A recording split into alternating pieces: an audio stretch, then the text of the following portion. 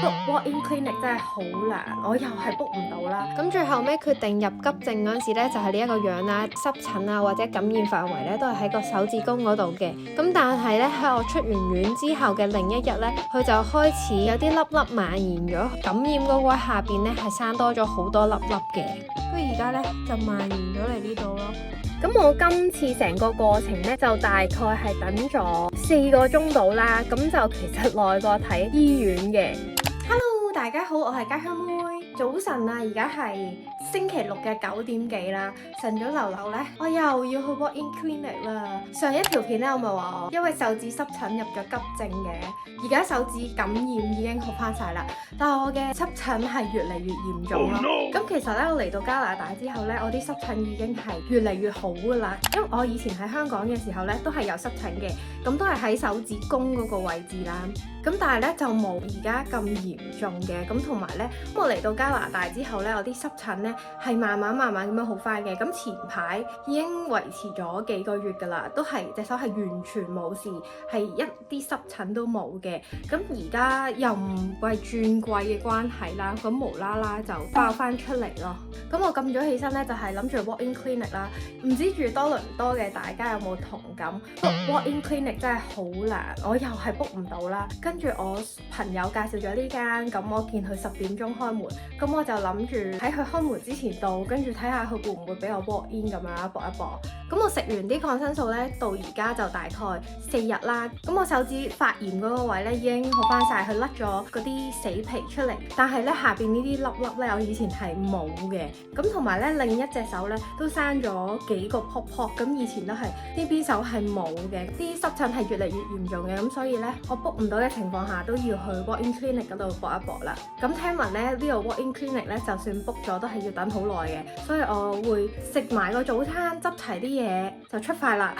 好，我已經準備好一個大袋，帶齊我嘅物資去，帶埋搓手液去，同埋我帶埋上次去醫院嘅時候佢哋開俾我嘅抗生素同埋搽嘅藥膏啦，睇下醫生會唔會睇。帶埋口罩啦，因為 walk-in clinic 嗰度好多人咳嘅，我就唔想漚病自己。最後帶埋車匙，我落埋去食個早餐，醫定個肚，我哋就出發啦。好，睇下食咩早餐先。好，就食我琴日喺學校拎翻嚟嘅三文治先，同埋斟杯茶飲下先。咁我本身咧就係用呢一個水壺嘅，咁我係因為咧整麵包嗰陣時咧，總之整壞咗佢，而家閂唔到蓋。咁拜點佢哋咧4週年，所以送咗呢個水壺俾我啦。咁我試用完咧就覺得佢好用啦，咁所以咧就順便同大家分享下啦。而家呢一個水壺咧可以煲水啦、沖茶同埋沖咖啡都得嘅。煲水嘅話咧，佢有4個溫度啦。咁煲茶或者煲咖啡咧，佢就可以自己控制個濃度嘅。咁我就喺 T&T 買咗呢個碧螺春花茶，都幾好飲嘅。咁大家都知咧，煲完一煲嘢未必係一次過飲晒噶嘛，因為佢係用蒸汽去運作嘅，所以啲茶葉、咖啡都唔會浸住喺水度，所以咧啲茶或者咖啡咧就唔會咁苦嘅。咁同埋咧最正就係可以保溫8個鐘啦，因為加拿大啲天氣咧煲完水咧眨下眼就會凍晒噶啦嘛，咁就可以確保幾時都有暖嘢飲啦。咁同埋咧，我覺得佢個樣好靚啦，放喺廚房度見到佢咧，心情都會好啲嘅。咁俾大家睇下呢度小朋友嘅晏晝食咩？呢個係佢哋晏晝整翻嘅，佢係諗住抌咗佢，所以拎埋翻嚟。個三文治裏邊有雞胸啦，同埋芝士，同埋搽咗啲牛油嘅。咁趁而家咧，同大家講下我而家濕疹嘅情況啦。咁如果怕呢啲鏡頭嘅話咧，就飛咗嚟緊幾十秒啦。呢個係我手指濕疹翻發咗一排嘅樣啦。咁呢個咧就我過咗幾日之後咧，手指感染前入院嗰幾個鐘嚟嘅。咁嗰陣時我仲翻緊工啦，跟住放咗工咧之後就變咗呢一個樣啦。咁我當時咧就係糾結緊入唔入急症好嘅，咁最後尾決定入急症嗰陣時咧就係呢一個樣啦，都係見到佢不停出水啦，同埋黑晒嘅。但係頭先全部嘅相咧嘅濕疹啊或者感染範圍咧都係喺個手指公嗰度嘅。咁但係咧喺我出完院之後嘅另一日咧，佢就開始有啲粒粒蔓延咗去手指公下邊嗰度嘅。咁你都見到咧感染嗰位下邊咧係生多咗好多粒粒嘅。呢度咧嗰陣時感染咗，跟住甩咗啲死皮，而家就變咗紅卜卜咁樣。但係嗰陣時咧就淨係得呢一個 area 有嘅啫，跟住而家咧就蔓延咗嚟呢度咯。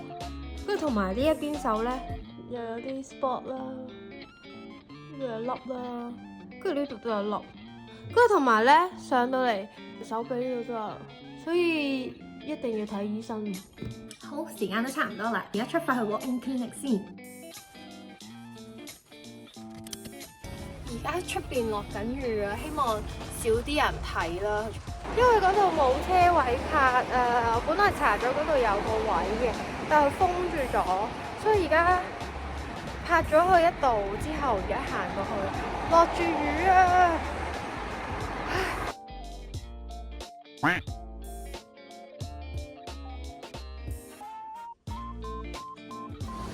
啱啱叫我2:3翻去啊，而家行翻屋企先，之後再出嚟，大概等由10:30開始等到2點幾，大概等4個鐘到咯。好，我啱啱咧睇完醫生出翻嚟啦，咁佢俾咗張紙我啦，咁就係要去翻藥劑部嗰度配翻藥嘅。咁我而家就嚟到 shopper 啦，咁就預備入去配藥啦。我諗住我係要好似上次咁等半個鐘先會拎到藥嘅，咁我快啲去先。我放低完張醫生紙出嚟再講。Raining outside? Yes. Heavy rain. Oh yeah? Yes. Yes. I just got in, so it's like. Oh, you're lucky. 咁我今次去 shopper 呢度咧，就係拎一隻藥膏嘅。咁我上次又係嚟 shopper 呢度配藥啦。咁嗰次我係拎抗生素嘅。咁嗰一次咧，我就等咗大半個鐘啦。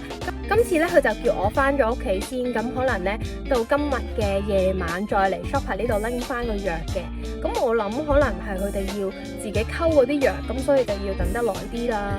咁我講一講咧，我 walk-in clinic 呢一個過程先。咁我本身咧係覺得睇 walk-in clinic 好麻煩嘅，因為我之前試過去睇 walk-in clinic 都係唔成功啦，就話一係就 fully book 全日都冇位啦，一係咧就要等好耐嘅。咁今次咧，我覺得呢一間 walk-in clinic 幾好喎，我本身都係冇諗住會推介俾大家嘅。咁但係我睇完之後咧，我覺得如果大家住 North York 嘅話咧，都可以過嚟呢一間嘅。咁呢一次咧，我除咗睇我隻手嘅濕疹之外咧，咁我仲有講埋我其他問題嘅。咁因為我上網睇過人哋話加拿大呢度嘅 walk-in clinic 咧就好全嘅，即係譬如你係有濕疹啦，同時又有感冒，你想睇醫生嘅時候一次過睇晒2個症咧，佢哋就會話一次 book 完只可以睇1款症㗎咋，咁樣就叫你再 book 過下一樣咁樣啦。咁睇完個濕疹之後咧，我膽粗粗咁樣問佢話，我仲有另一個問題啊，我唔知可唔可以而家一次過睇埋咧咁樣。咁個醫生咧都冇話俾面色你睇嘅，佢好樂意啦。佢話有咩問題啊咁樣嘅。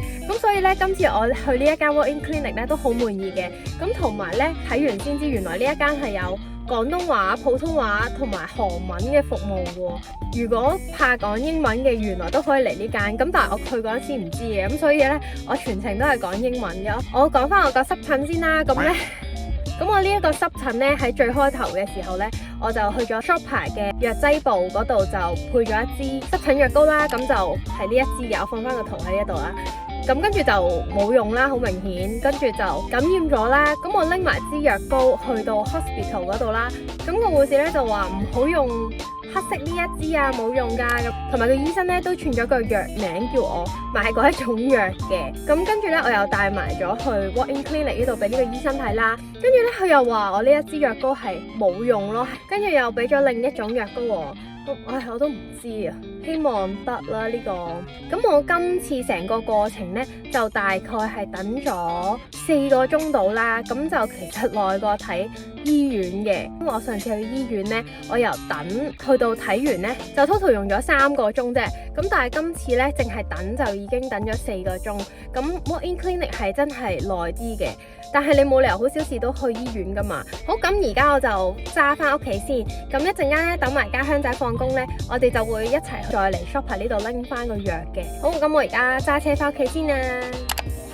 It's a combination of antibiotic and steroid. So for infection, for rashes, for redness, so twice daily. It's for 1 week and avoiding the face area. Okay? 翻到屋企啦，我拆咗呢一個啱啱拎嘅先。今次係12個9毫9，應該就係配藥費嚟嘅呢個，因為我有保險，所以藥錢唔使。直接聽到。嚇？咁樣一盒嘅喎，咁點解要我等咁耐先去拎啊？仲有㗎嘛？冇啦，一張紙咯，係咁啦咋，等咁耐。圈嚟㗎係係啊，cream 嚟㗎，唉，等咁耐，得知，我仲以為要溝出嚟啊添。我話呢樣執翻入院添喎。冇啊，得一樣咋，而家查先，一日查2次，可唔可以今日未查過？今晚先行啦。哦，好啦，你都沖涼啦。希望今次就得啦，真係。我哋食飯先啊！咁今條片咧就差唔多啦。如果你都係俾濕疹困擾嘅咧，歡迎下邊留言話俾我聽，你去邊度睇嘅。如果中意嘅話咧，記得 subscribe 同埋俾個 like 我，share 俾有需要嘅朋友睇。我哋下條片再見啦，拜拜。